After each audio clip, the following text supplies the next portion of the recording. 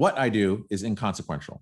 Why I do what I do is I get to shorten people's journeys every day. What I love about our hospitality industry is that it's our mission to make people feel cared for while on their journeys. Together, we'll explore what hospitality means in the built environment, in business, and in our daily lives. I'm Dan Ryan, and this is Defining Hospitality. Today's guest focuses on both branded design experience and creation of new products. She's responsible for leading Hyatt's integration into adjacent spaces in the health and wellness industry. She specializes in developing creative solutions and strategies for retail, hospitality, and luxury brands. She is the Vice President of Product Brand Development at Hyatt Hotels Corporation. Ladies and gentlemen, Sarah Klymson. Welcome, Sarah. Hi, thank you, Dan. Thanks for having me. Oh, it's so great to have you here. And I'm so excited. Our industry is just so incredible, and I get to meet all these new people. And I really feel like through mutual friends and contacts and mentors that we've come across each other's path. And it's just so great to get to know you and just hear about this incredible journey that you've been on, about from where you came to where you are right now. So I just want to say welcome and thank you. Yeah, thank you. I appreciate that. I've heard of the legacy of Dan Ryan, and so glad to have over the last little bit gotten to know you better, and I'm excited to be part of this podcast. So thank you for inviting me. Oh, you're very welcome. And one of the things that really intrigued me, obviously you're at Hyatt right now and you're doing some pretty incredible things. But when you told me that you worked at McDonald's in their innovation department, like that blew my mind, because if you think about hospitality from a restaurant perspective, like there's no one bigger or better than them. I mean, better is relative, right? But as far as the innovation, I just want you to tell us a little bit about that, about like how you got there and then where you are now. Yeah, it's really kind of a funny story because, I took the role with McDonald's, and every time people see that either on, my bio or my resume, my LinkedIn profile, people ask me like, did you work in a McDonald's restaurant? I'm like, no. I did work for the company and the organization. And actually, it's really an eye-opening experience. That was my first role on more the client or brand side. And, what I was doing there was actually looking at how architecture and design can really be used as a tool to connect with our consumers or our guests in different ways, right? And so McDonald's is really actually quite great at, investing a lot in innovation and thinking about where the brand is going to be in, say, 15, 20 years. It's a super large organization, so it's hard to, sort of change quickly. You don't see a lot of change quickly at the organization, but they do invest in innovation and thinking about that. And one of the things that they were really trying to do was engage their consumer in a different way. Actually in the Americas region, 70% of their business is generated through the revenue at the time that I was there. And they were trying to think, how can we use architecture and design as to create a place for people to come and dine in the restaurant and have a different experience and engagement with the brand. So, it was really fun work and very creative and progressive. I think we built 6 different restaurants based on the concepts that we had created. So, and the other thing, Dan, like you said, it might seem foreign to sort of the path of my career, but McDonald's is F&B, and it is that sense of hospitality in a different way than what I'm doing now, but it's still using the brand and using architecture and design to engage with our consumers. So it was a very fun role. When you were telling me about that as well, I was very intrigued by the idea of how granular they get at plotting out an ROI, right? So we're all about delivering hospitality and how do we change this experience, but the financial metrics behind all of that is just incredible to me. So tell me a little bit about that, because then I think that will help evolve the conversation that we have as far as where hospitality and what it means to you. Yeah, that was one of the things that honestly was the most intriguing about the work that I was doing was at McDonald's, was that it was all about innovation, but it had to be based in metrics, right? It couldn't just be like, oh, we're going to create a new design because that's a cool thing to do and we hope people will like it. It was actually like looking at their existing prototype. How can you build something that is on par with that from a cost standpoint, but has a much better engagement and much better experience for the guest? So they're very specific. They take very seriously tracking data, numbers, and anytime that I needed any of that information was like, okay, what's the cost of this? How do we do this? It was very easy to tap into those teams and pull numbers. McDonald's is also very, they think a lot about the moves that they make. Like a lot of people probably don't know this, but they have an innovation center that is just a big warehouse, basically, that has like 5 different kitchens that you can set up and run testing. And they do that quite often. So like different area countries will come in, like France was one of the ones that they always would send their people to the innovation center. They would test and run product to really make sure that, if they were introducing a new menu item or they were trying a different layout of the kitchen, that operationally it worked really, really well. So, McDonald's is very strategic about how they think about the data and information, but also how they roll out products and how they think about their operations as a business. I love that because to me, from my experience in hospitality, there is a numbers component. Obviously, each hotel is an operating business, right? And it has to have a net operating income. But I don't see that level of granularity as far as cost structure, ROI, like down to like, Yeah. how do you actually measure and map this? Because to me, in the hotel space, it's so much more about like how the other people are feeling, and it's kind of hard to map an ROI to that. But it's surprising because McDonald's does do that. Like, what are your thinking? What's your experience on going from that world to where you've been and all the cool things you're doing at Hyatt? Yeah, I think that the thing is that it has to be a balance of both, right? I mean, in hospitality, you do have to create and evoke that sense of comfort and people to feel, a genuine sort of experience when they stay with us, right? But at the same time, from the business side of it, you have to think about how the decisions you're making from a design standpoint either impact the owners or impact the overall ROI of the project. You have to think about those things. I mean, that's the business side of it, right? So we really do at Hyatt try to, even when we do a renovation, we look at what guests are saying. We look at sort of what they're saying when they stay with us, the surveys they fill out, what are the areas that we can improve. How can, when we do a renovation, we be strategic about those things that we know guests are saying and try to improve them? So again, we always want to be and create very authentic and genuine experiences for our guests that make them have that sense of comfort when they stay with us, and also obviously like inspire them.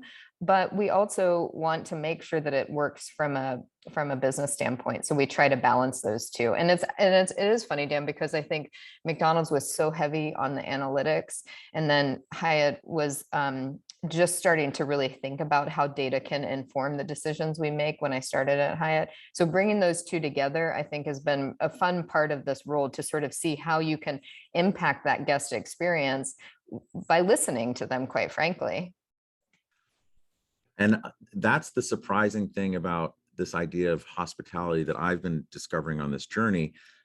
Okay, we all have these ideas of what it is, but it's really about listen, or what I'm learning, it's so much about listening and just really being empathetic and tapping in. So segueing with that, how do you define hospitality?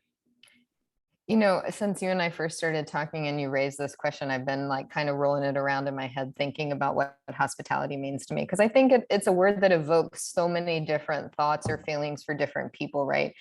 And, for me, I think hospitality is obviously about caring for people and evoking a sense of emotional response when they stay with us.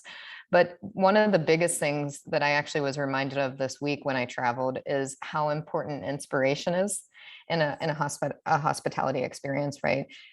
Inspiring people and creating experiences for them that they will take into their lives that's what hospitality is about. It's not just about caring for people and, creating a wonderful experience when they're there, but it's also inspiring them, getting them to think about things in a different way.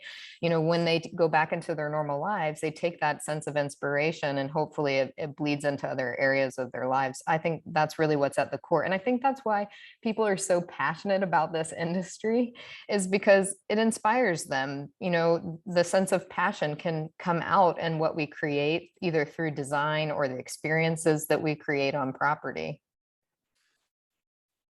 And in listening to people and hearing what they want and delivering what they want and ultimately inspiring them, there's this idea of this butterfly effect, because the impact that we have in this built environment and the experience that they have, they can go and then they can impact others. And I'm really intrigued by what you're doing at Hyatt, especially from a wellness perspective, in particular about the acquisition of Miraval and then rolling it out. And then also you bought the Cranwell and made that the Miraval Lennox up in the Berkshires, and my sister got married there.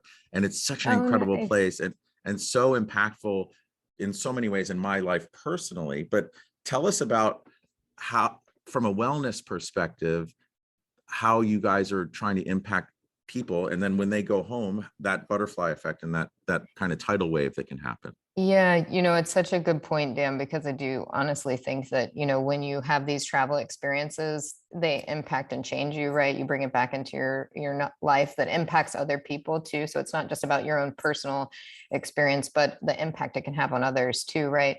And Hyatt has always, our purpose statement is that we care for others so they can be their best, right? And so we've always had this sense of care at our purpose. And, honestly, well-being has always been part of what Hyatt has been focused on, right? And I think, honestly, even COVID sort of brought the future forward, right? It accelerated everything. So I don't think that what we're doing now is because of COVID, but I think it's given us an opportunity where our guests now are demanding this. It's something that we know as people return to travel are going to want to focus on, a sense of wellness or well-being, really as part of their stay. And so what we're trying to do right now is really take some of those learnings that we've seen evolve at Miraval, and how can we start to think about our other brands across our full portfolio? How can we bring that sense of well-being or wellness to other brands in a way that is super authentic, right? I mean, I think that's the biggest threat to something being unsuccessful, is it for it somehow to feel inauthentic, right? We want to make sure that these experiences are genuine and integrated in the brand voice, right? So something we would do at a Park Hyatt might not be what we do at a Hyatt Place, but that there is a thread and a consistency, that there is a sense of caring for your well-being while you're staying on property. And, I think in hospitality, previously, wellness used to be just about the spa experience or fitness. And what we're seeing is it really needs to be an end-to-end experience, right? From the time you arrive on property, that you have that sense that your well-being is taken care of, all the way till the end when you leave the property, right? So your experience in F&B or your experience in the guest room should have some sort of sense and integration of an experience, not just something as simple as like putting weights in a guest room or a treadmill in a guest room. That's not what people are looking for. We don't want to have an additive approach, but more an intuitive approach that is integrated into the overall experience. So that's some of the stuff that we're really thinking about now, at Hyatt, trying to figure out how can we expand sort of what we're doing from a wellness or well-being standpoint across our portfolio. I've heard you say the word genuine maybe about 5 or 6 times in our conversation, and then authentic. And I feel, and then also that it kind of came out of that idea of the purpose statement. And I really get the idea from Hyatt in particular that it's very values driven. And what's surprising to me is oftentimes you have these values or core values or mission statements, and they're just posters that are on a wall. But I really, in all the conversations I get with you and your whole team at Hyatt, I really do get the feeling that it's not just a poster on a wall. It really does. It is a value that it's like a lexicon and a language that you guys are talking about. And I'd love to just hear more about that. Like, how do you guys make these purpose statements and values come to life at Hyatt? Yeah, I mean, I think that's part of the benefit of us being kind of maybe the smaller company of the big hospitality groups is that we do have this like inherent sort of, I always talk about the entrepreneurial spirit, right? Like we do, and maybe it's some of our legacy and our the initial sort of way our organization was formed, but there is just this very strong sense of entrepreneurship that sort of bleeds through everything we do. And and I will have to say also too, Mark Kopelmazian, our CEO, is a big, he talks about this a lot. He talks about empathy. He talks about caring for our guests. He talks about the difference between care and service, like that there is a huge difference. And I think that that sort of message trickles down to the rest of the organization, right? This is what our leaders are talking about on a regular basis. It's not something that is a corporate initiative, right? It's something that they're actually living and breathing and talking about. So, it makes a big difference when you see your boss or you see the CEO talking about these types of ways that they're thinking about, well-being or caring for people. So I do think that comes across in the organization and just the way we work. With your team that you have, how do you guys make those values come to life?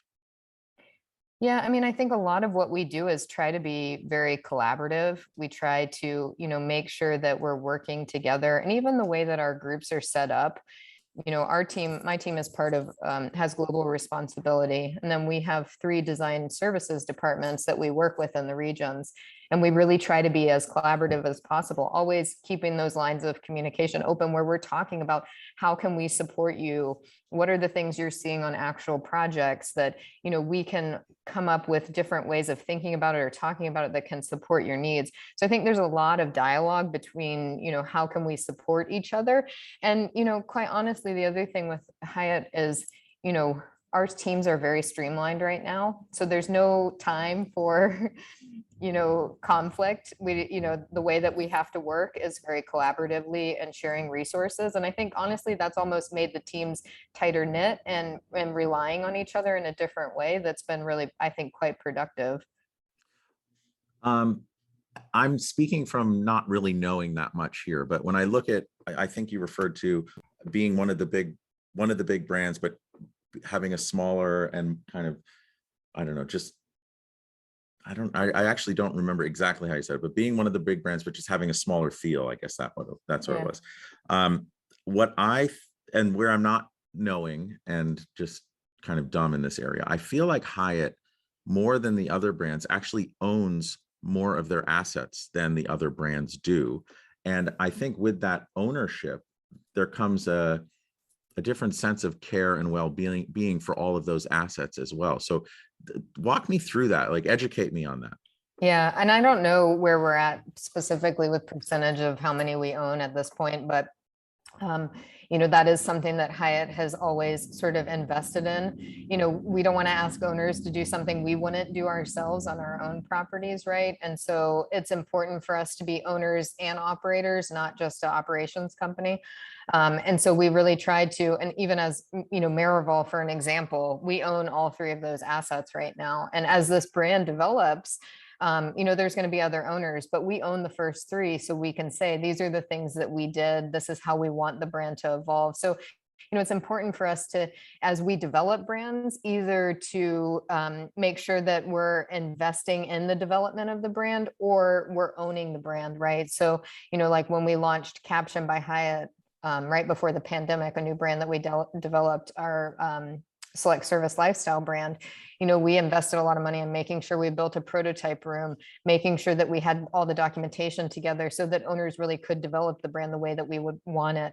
And just like I mentioned, Marival, when we bought that brand, we bought the assets and have continued to own and operate them since that acquisition. So it's important for us to really be invested so that we understand the struggles of owners or we understand where they're coming from because we're operating and owning these hotels as well. And with Miraval in particular, because that is a super exciting acquisition to get into the wellness space, right?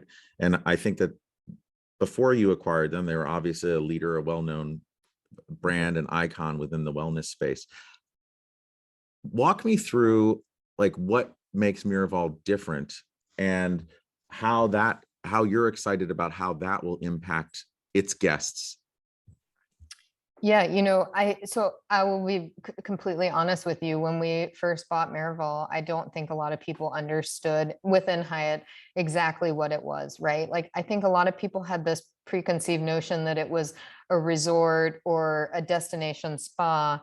But when you actually really learn what Miraval is, and I just came back, I was just in Tucson. I spent some time there with a bunch of our consultants and a new ownership group that's looking at building a Miraval. And when you spend time at the brand, you start to really understand that it is way beyond just a destination spa. Everything at Miraval is founded around the idea of mindfulness, right? So it's really about like allowing guests to create a life in balance. That's sort of the ethos of the brand. And that means from everything from your spa treatments that you might participate in to the different type of programming that's on offer. Everything is about this sense of mindfulness, even down to the point that when you arrive on property, you're told that part of the property policies is that it's a digital free environment. So you can use your cell phone or your iPad or your computer in your guest room in your privacy, but out in the public spaces, you're intended to be present, not be looking at your phone. And even just that, Dan, has a huge impact on your experience. So many times you're sitting at dinner talking with people, and you might think about something, you're like, oh, I'll just look on my phone. It's like, oh, wait, I'm not even supposed to be on my phone. I'm supposed to be present in this moment, engaging, making connections, talking about my experience with the people that I either participated in programming with or the people I might be there traveling with. So Miraval is really an experience that is about everything from programming to F&B to spa treatments, is all centered around this idea and concept of mindfulness, and really trying to get our guests to be present in their lives and understand the impact of this type of engagement. I don't know how long it's been, but it's probably somewhere in the neighborhood of 10 years. And actually in the pandemic, I didn't do it for 1 year, but I make it a point of 1 week a year to not touch my phone or computer. Usually Well, I'm on good for vacation you. with the family, and it's really hard. Like, I start itching I like in the know. first couple of days, but then I realize that we're all supporting each other and it's okay. Like, we can do that. Can you share any stories from Miraval where someone has put down their phone for an extended period of time and maybe they hadn't done that before, and the impact that's had on someone? Yeah, I mean, I think that, even for myself, I would say that just being disconnected from your phone, there is sort of this, of course, you do feel the itch and the urge at the beginning. And then once you've set it down, there is sort of this liberation that you feel from not being so connected.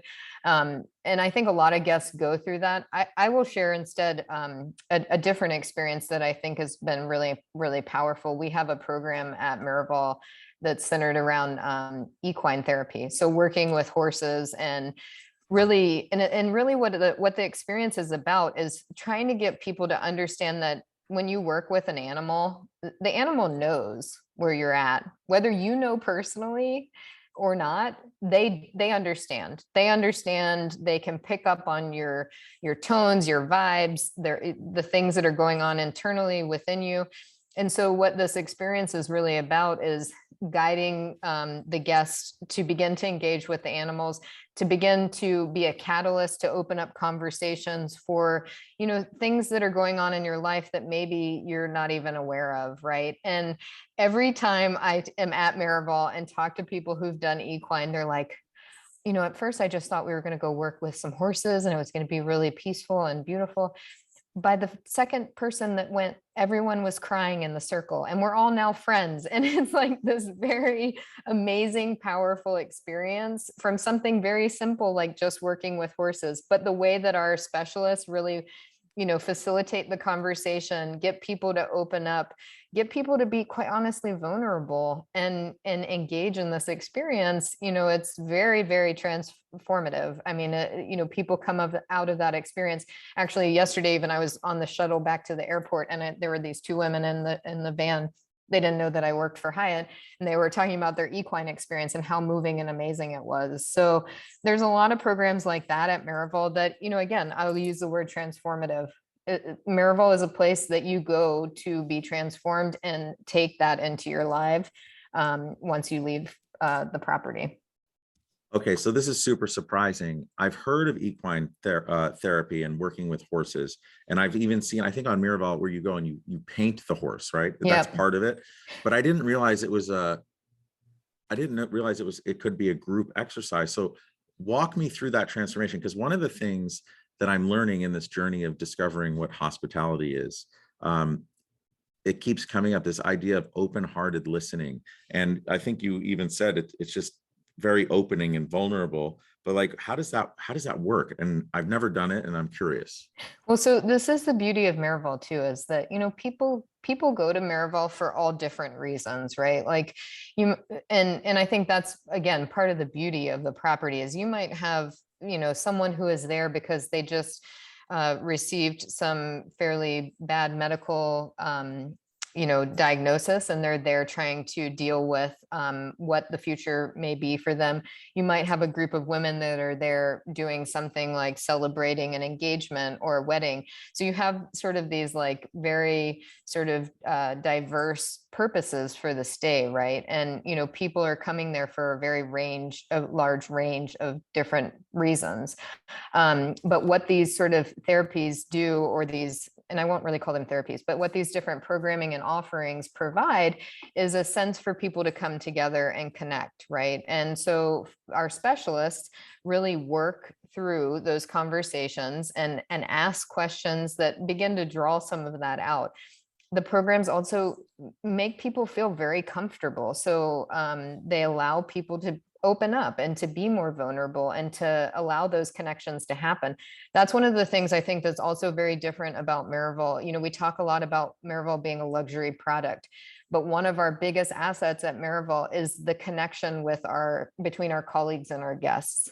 We encourage our colleagues to really engage with our guests at every moment that they can, like every moment. And I know a lot of times in luxury products, it's more like a experience where we're just serving them, right, serving our guests.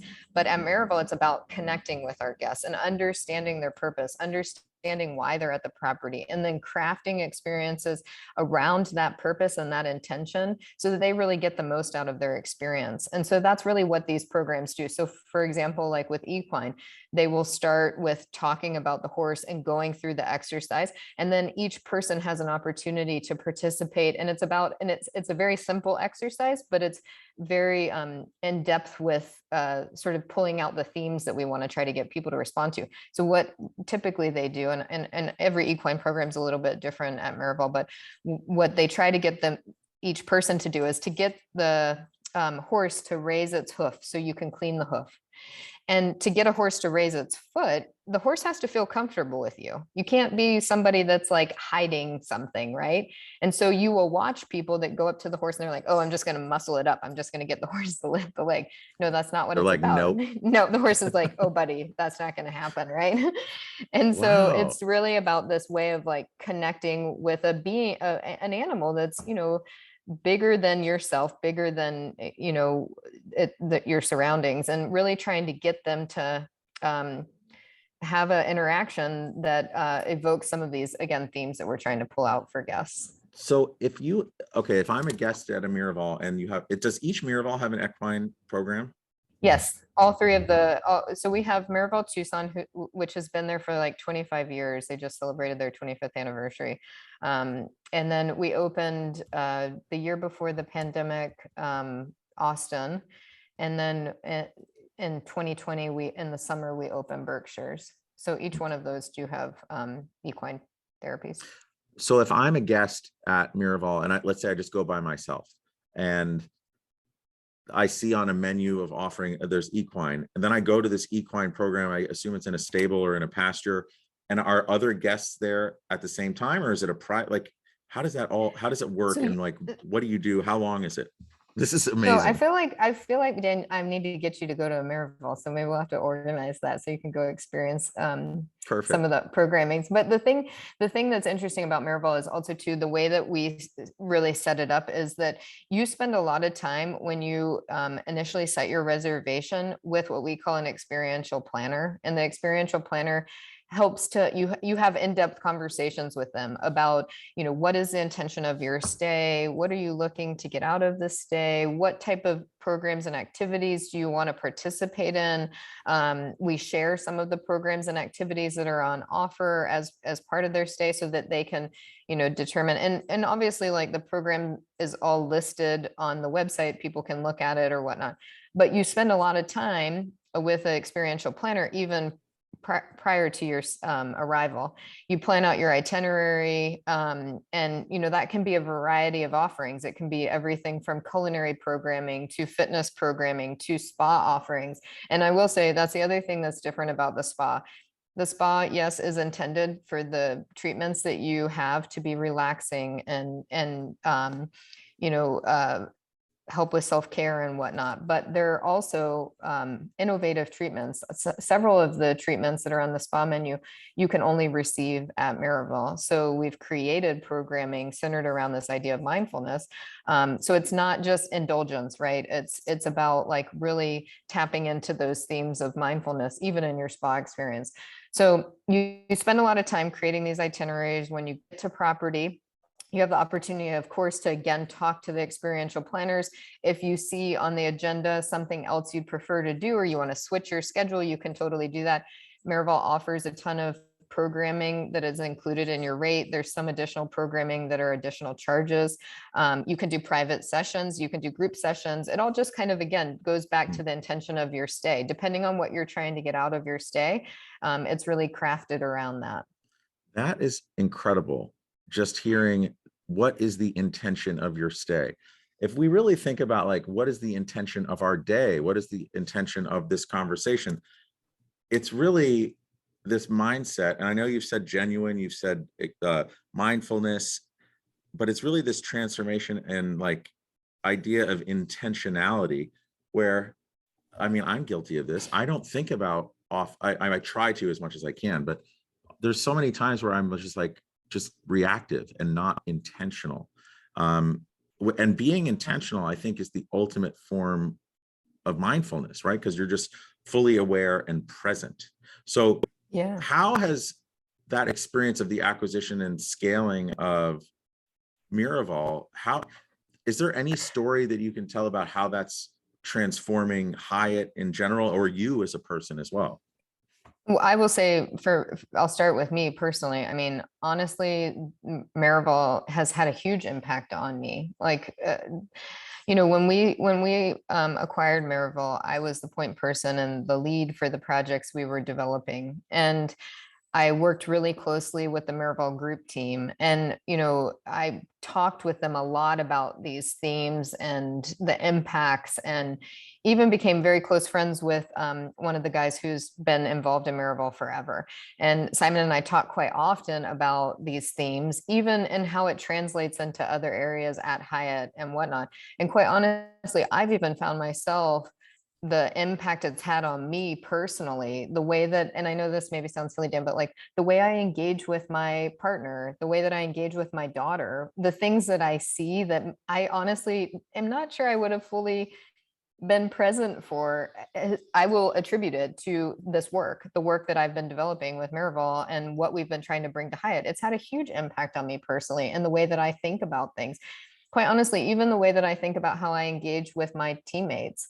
Trying to understand that everyone's well-being journey or wellness journey is different and personal, and understanding that you have to engage people where they are, that's a huge part of this too, right? Like, and I think, and just to go back to that idea of like authentic and genuine, the reason that's so important for Hyatt is because we don't want these initiatives to feel like they're corporate initiatives, right? They shouldn't even be called initiatives.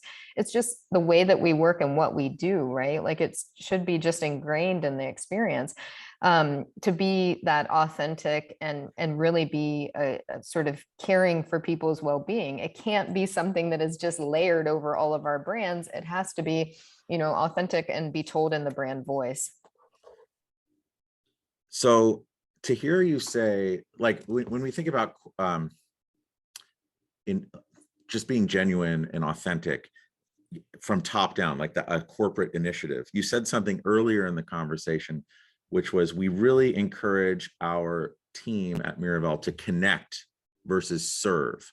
And so, okay, Mhm. we have this corporate initiative, but then the boots on the ground who are actually interacting with the guests are connecting rather than serving. And I just want to ask, like, what do you mean by connecting versus serving? Like, walk us through what's different about that. Yeah, it's real. I think it's a very big difference. The words don't seem that different, but the difference is, when you have the opportunity to really connect with someone, you understand where they're coming from, right? And the idea of service, you might not be doing something that helps someone personally, right? You might be offering them something that isn't really even what they need, right? And if you don't take the time to really connect with someone, understand their purpose, understand their intention, how can you really take care of them? You can't. You have to really, and that's why we try to encourage our guests at Miraval to connect, our colleagues at Miraval to connect with our guests, is because we want them to understand and have those open conversations, so that they can really, create their experience to be the best that it can be, right? And to me, service is about, I don't think that it has that element of necessarily care, because it's not necessarily totally personalized, right? Um, I will tell you, even as small things at Miraval that we try to do, and it might sound kind of silly, but the name tags at Miraval actually allow each of the colleagues to select a word that sort of represents what Miraval is to them, right? And so on the name tag, mine would say Sarah, my name, obviously, but it would also say my word for Miraval, right? So if Which that's is, family, or whatever the word is, which you put me on the spot to tell me your Miraval word, but and the reason give that me we your Miraval yeah, word. and the reason we do that is so it's a point of engagement for colleagues to say, oh, what does that mean? Like, or for guests to say, what does that mean? Like, tell me about that. Or, vice versa, for our colleagues to ask the guests, like, what does Miraval mean to you? It's just a point of open-ended question that starts a dialogue that maybe you would never have, right? And it's, again, a small thing, but it's trying to open up those channels and get our colleagues to understand that when they begin to understand our guests' purpose, they can, take care of them even better, right? So And how I'm there's probably no answer to this, but of all the guests that are staying there, how many of them have actually contemplated their purpose or their intention of the stay? It must be refreshing. And I think that's cool at Miraval, but again, that can be applied everywhere. I could be staying at any hotel. If someone said, hey, what's the intention of your stay here? You know what? I just want a place that's quiet, that I can do my work, I'm sleeping, and then I'm out all day. yeah, Or, hey, I really want to take this time to look inward. That's yeah. amazing.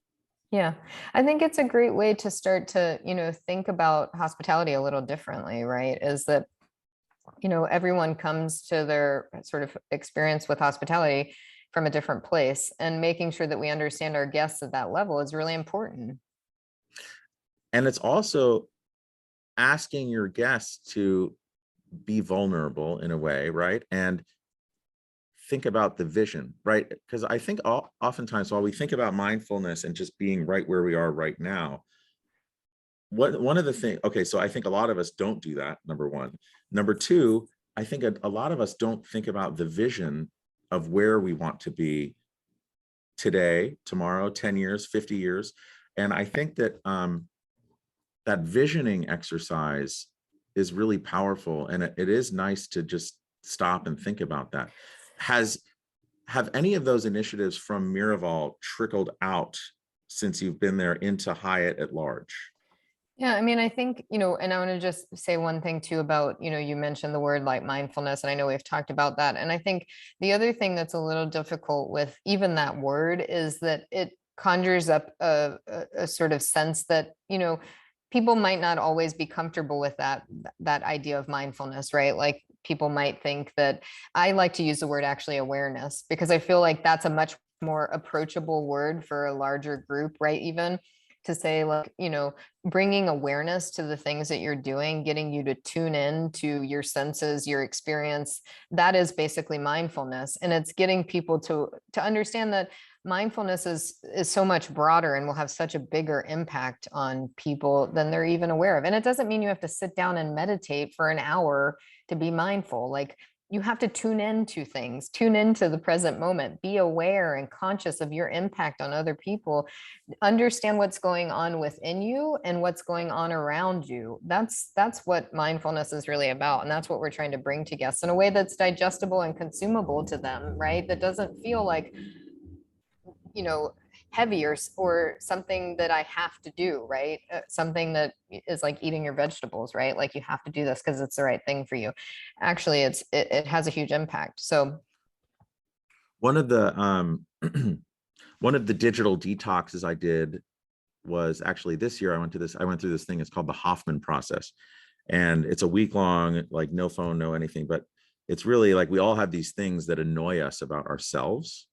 And it really, I love that you said awareness, because the first thing that they say is listen, this is not like it's a transformative experience, but it's not going to happen day one. What we're going to do is let's explore all those things that annoy us about ourselves and create awareness about them. yeah. Once we have awareness, it's like nothing. If we can't measure something, we can't change it. And we can't measure something if we're not aware of it. So actually, that's an incredible idea of like the feeder into mindfulness is this idea of awareness. Yeah. And, just to go back to your question about, like, have Miraval initiatives sort of trickled into other areas at Hyatt? Because I think it's like really important for people to understand, part of the reason that we really invested in and wanted to have the acquisition of Miraval was because we wanted to learn about this adjacent space that we didn't have expertise in, right? We wanted to understand more about wellness and well-being. And the intention was never to take that and try to replicate it in our other brands, right? It was to understand what they were doing and think of other ways that some of that could impact our other brands, right? Like, so I think at first, some of the things that were being done at Miraval, we started to do in other brands. And we were like, this does not work, like taking, because it's out of context, right? Like taking the cell phone sleeping bag in your welcome package at Miraval, you get what we call a cell phone sleeping bag. It's basically a little sleeve to put your cell phone in, and you're supposed to like tuck it away, right? And that's part of your digital detox, is you're consciously putting your phone away. And those cell phone sleeping bags showed up in one of our Park Hyatts in Japan. And it totally lost in translation, quite honestly. Like, putting something that is very purposeful at Miraval and putting it into another brand does not work, right? We know that. So what we're trying to do is really take some of those learnings and then understand, how would that translate for a well-being based experience in a Thompson? How would that translate in a Hyatt Place? Like, those would be very different sort of activations. But it needs to be, again, centered around sort of the intention of those guests that are staying at those properties. So again, like going back to it, it's not so much that the actual product of Miraval is going into other brands, but some of that thinking and understanding and how it would then translate to experiences within our other brands. That's what we're trying to focus on. So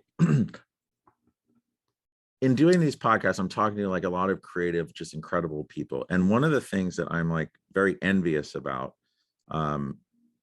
is just the superpower that you have and others have, where it's, you take these ideas of awareness and authenticity and being genuine, and just to throw the word back at you that I heard you say, you translate them into like actual physical things and a physical experience. Like, how did you learn or realize that you had this gift and ability to translate these ideas, abstractions, into physical things? I think that's like the most exciting thing of what I've been able to focus on in my career, right? Is the understanding that you can create beautiful super beautiful physical spaces.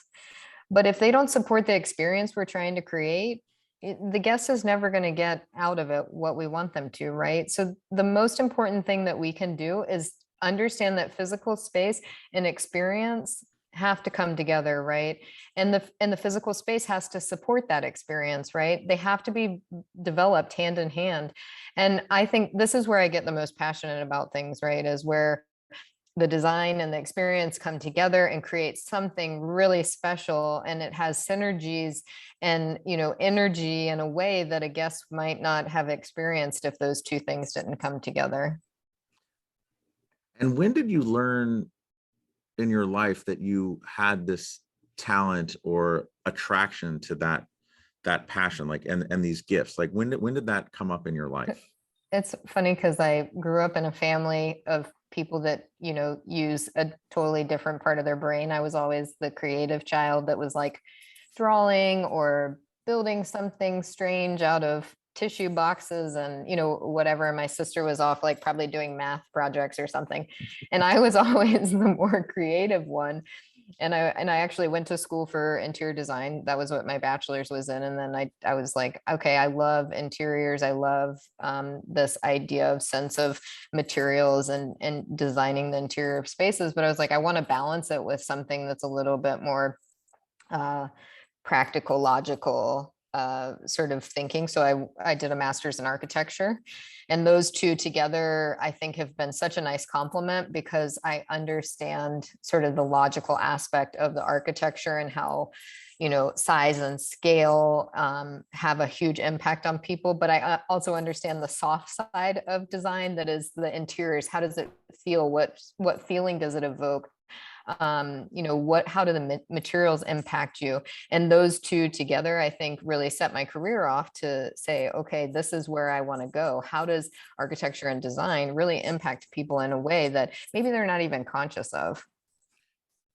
And when you think back to when you were the creative one in your family, and making those tissue box projects, like, what was the coolest tissue box projects you Oh made? Can you God. remember? I do remember this one, which you will laugh at, but okay, so I didn't really fully understand the durability of a cardboard construction box because I was a child. And I decided to build inside a tissue box of aquarium scene, right? So I had built all these like little things inside the tissue box. Then I went and filled it with water. And brought that out. And of course, that made a huge mess. And I think that was probably the end of my tissue box creations. I love it. Yeah, it's funny. Like, I was hearing something about their favorite. Oh, I was listening to Jerry Seinfeld. He was telling this joke about how he loved it when his neighbors would get a new refrigerator when he was growing up, because he loved it when in his neighborhood, the big refrigerator box would be left out on the street, and then he'd make his own apartment out of this box, like living on someone's lawn. And it Yes. was his favorite But space you know, ever. it's so funny because I see those traits, and even in my daughter, you know, she's 4, and she'll be more excited about the box that the gift came in than even still now, because she will make something out of it. And I love seeing that, like seeing that in my child, that, you know, my husband is an architect, I'm an architect. Poor Elise hopefully will go on to be something different maybe, but she has those genes already in her. So it's so beautiful to see her creativity even at her age. Oh, wow, that's so awesome. When you think about the future, and as far as like this kind of built environment, what's exciting you the most about, like, your path, your journey? Yeah, I mean, I think, you know, I love what I'm doing at Hyatt, like the opportunity that I have, and sort of in my role, the global reach that I have, and the ability to impact projects, right? You know, I always say to people that, you know, Hyatt doesn't design our properties, right? We work with designers, but we help get to inform and craft and curate. And I love that part of my job, being able to really, you know, help a vision come to life through sort of persuasion and getting people moving in the right direction. I think it's one of the most fun things that, my career that I've been able to do is really almost be like a creative director, right? Like where you're really getting people to understand the ethos and of the experience that you're trying to create. And then how does that come to life, and helping guide them and being a partner with them, helping move the project. Those are the things that I find the most intriguing and the most inspiring. And I hope that that will continue. Definitely at Hyatt, there's opportunity to continue that development. And then as you look at kind of where we are and where you are and like everything happening right now, what's keeping you up at night these days? Oh man. What keeps me up at night? I mean, I think that, like, just to be super honest with you, I think the part that's the hardest right now is just as we rebound and travel starts to pick back up, resources are tight. It's hard to get done what we want to do in the days, right? And a lot of the work that I'm doing is very innovative and trying to push the needle, right? Like really trying to get people to understand the value and impact of certain things. And it's hard work. It's super creative and rewarding work, but it's also hard to do with more limited resources. So I think that's probably what I struggle with the most. And thinking about kind of well-being and wellness, and then energy levels and that kind of struggle that you just mentioned, how do you keep your energy levels up? Yeah, I mean, I try, it's been really hard, I'm sure, for everyone, this like separation between live work balance and everyone's working for, a lot of people are working from home still, where there is hardly any separation. And I try really hard to prioritize things that I need to, right? Like to take care of myself or my family. I work really hard, but I also try to enjoy my life as much as I can. Also, I spend a lot of time with my daughter. We just got a new puppy, so I spend time trying to prioritize things that are important to me, even if that means just for small amounts throughout the day. I try to prioritize the things that make me happy. I love to run, so I get up insanely early to go do that for myself, What and time? that helps. but my alarm is set on a regular basis for 4:30, so Ooh, I'm up early. And inspirational. well, it's that time in the morning where no one else is awake, and I get some time to myself, which is also very healthy for me. So I'll spend time running in the morning or exercising in the morning, which I think also always sets me up for a good day. If you can take that idea of kind of intentionality and the awareness that creates the mindfulness in your running, can you describe the awareness and the mindfulness that you have with respect to running? Oh, 100%. I mean, it's something that I think previously maybe I would just, put on headphones and I would just zone out and I would, listen to music. But now I do think very intentionally about my runs. Like I think about what I'm trying to get out of my run. I think about, sometimes when you're running too, your head can go to maybe a space where you don't necessarily feel super good, or you start to have negative thoughts or whatnot. And I think being intentional about even those conscious thoughts, and helping transition them so that you're thinking about something that's more positive, has a huge impact on your running capabilities. So I try to, when I'm running, to be very conscious and aware. And, I think that helps me not just with my running, but my overall mental strength. Yeah, running is amazing. It's a great elixir and tonic, and being alone with my thoughts when I'm running is some of the best time ever. Yeah, it helps me think through things. It gives me that time to like just be in my head and work through maybe some of the things that I don't always get the chance to think about. Yeah, especially if I'm writing and I have a really great idea, but I can't quite get it to make sense. Just going for a run, it's amazing how it just kind of figures itself out. Yeah, I agree with you for sure. So let's pretend, let's go in a time machine right now, and you're standing there. You've just, all the water is leaking out of the tissue box that you've created. Back to this. So you're watching yourself, all the water is kind of coming out, and you have the opportunity to give yourself some advice. as the younger you? What advice do you give yourself? Never lose that sort of thought that you can make anything be possible. I mean, that's the best thing out of that whole experience, is that I thought anything was possible, right? Like, this tissue box can certainly hold the water. I mean, I think that sort of like beginner's mentality is something I never want to lose, right? That so many things are possible. Totally. And it's also, I read a book a long time ago. I should probably dust it off. It's called Rookie Smarts. And it's the idea that like the new team members, the youngest kids, the the kids just out of college, there's a certain I guess smartness that comes with just being a rookie and having and being unencumbered in your thinking.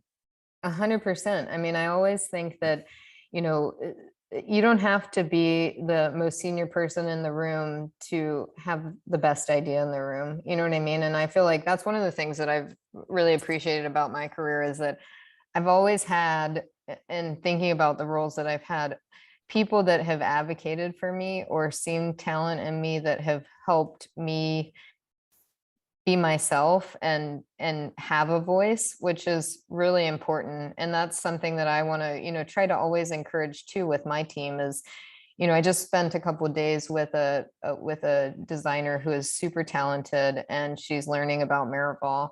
And the reason that I wanted to be on the trip was because I want to support her. I want her to understand that, you know, she is the voice. She can be the voice of this brand too. And I think that's just so important, is making sure that people feel supported at that level. When you were in Tucson, did you take any time and go for a hike up Sabino Canyon? I did not do that. I did do floating meditation, which was amazing. I Is that like also, sensory deprivation kind of thing? no, I'll tell you about that in a second, but I did so there's an outdoor floating meditation, which has, it's basically these rigs that have silks that are hanging from the rigs, and you get in the silk almost like a cocoon. And then there's a specialist that sort of guides you through a meditation process, and you're basically looking at the mountains and then wrapped in the silk cocoon, and you meditate for, I think it's like a 50-minute class, and it's amazing. And and you're rocking back and forth in the silk, and the breeze is going past, and Wow. it's very, very amazing, sort of, again, transformational experience for a lot of people. So I can I did that. imagine just losing sense of self and place, and just being a part of the universe, or the on the earth, just flinging through the universe. Yeah, you're like swinging, being gently rocked while the sun is beaming down on you and the breeze is moving past. So Wow. it's, And on the sensory deprivation part, excuse me, do you guys have that at Miraval, where you're in like one of those pods, and have you done that? we have a treatment in the spa called Vasudhara that is about deprivation. So it's actually a Thai massage that is done in a pool. And you have a blindfold on, and you have floats underneath your arms that keep you buoyant. And there's music that is sort of this chanting music that's in the water, under the water. So when you lay back on your back and you're floating in the water, you have no sense of visual sight because of the blindfold. And then you hear the music of the chanting when your head goes back in the water. And then the therapist guides you through through a Thai massage in the water. And it's, again, not to continue to use the word, but it's transformational. Like, it's a very, very, it allows you the opportunity to get into yourself, right? Because you don't have the distraction of sight. You're in the water, which is already a tranquil sort of space. And that deprivation puts you into a different state. So it's very powerful. I think my sister was telling me that she did that once, Yeah. and totally like had an out of body experience while doing it. That's what a lot of people say. They really experience something beyond what they ever would have expected. They have, Wow. and it's, like I said, very powerful. So, And and you've that done it. was, I've done it. Yeah, I did it in Tucson. And actually, it's a service that you can get at any of our Maryville properties. You can have that experience. But I think in Tucson, it's really special because it's in an outdoor pool.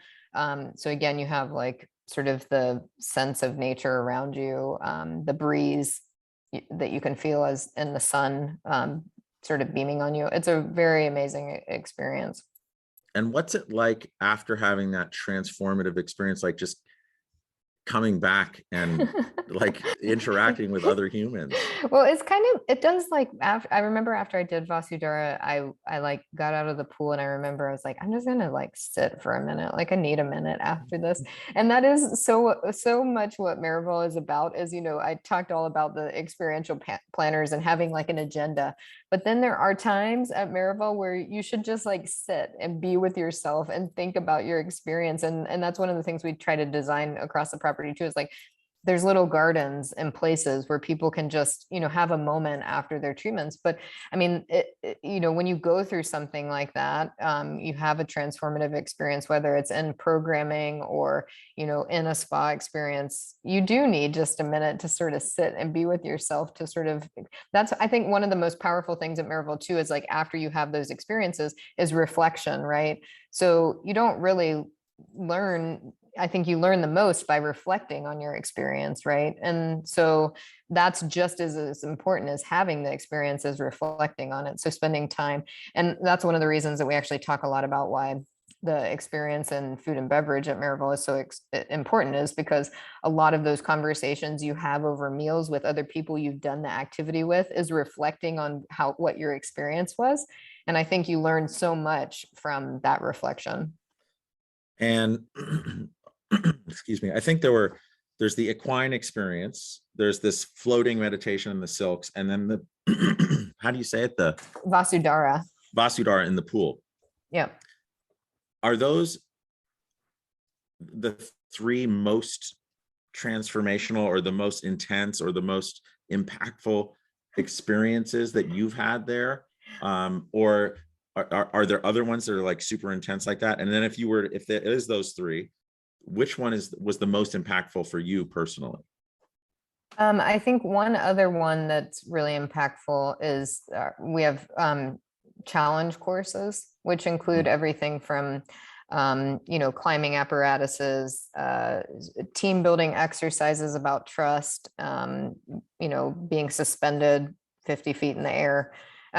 So I think challenge course is another one that again evokes a sense of fear or uncertainty, and how do you respond when your body's in those sort of interactions? How do you sort of train yourself to think through those type of things? So I think challenge course is another one that is really impactful for a lot of people. For me, I would say that Vasudhara was probably the most impactful. Equine is amazing and something that everyone should try to do that goes to a Maryville, but Vasudhara was just in a place where it really got to me and really had a big impact on me personally. So I would say definitely when you plan your agenda, Dan, and I'll help you with it, the Vasudhara's got to be on it. Okay, I'll be very intentional about it. It sounds super intense. And have you done it more than once? I've only done it once. So it would be interesting to see, you know, because that's the other thing about Maryville is that every time you go back, depending, your intention is probably different, right? And so you will have a different experience. Like it will be, you know, something maybe that you're familiar with, but you might be at a different place. And so you might, that's the beauty about Maryville, is that, you know, every time people come back, hopefully they get something different out of the experience. Wow. Yeah. This has been awesome. Sarah, how do people connect with you? I'm on Instagram, I'm on LinkedIn. So my Instagram is at Sarah Klymson. Very simple. And then you can find me on LinkedIn too. Great. And then we'll put that all in the show notes as well. I just want to say this has been awesome. And now I'm excited to try all this stuff. So thank you for your time and being here. Of course. Thanks for having me, Dan. It's always a pleasure. Awesome. And I want to thank all of our listeners as well. If this has changed your idea on giving and receiving hospitality or serving versus connecting, please pass this podcast along. I love this conversation. Thank you so much. Yeah, thank you.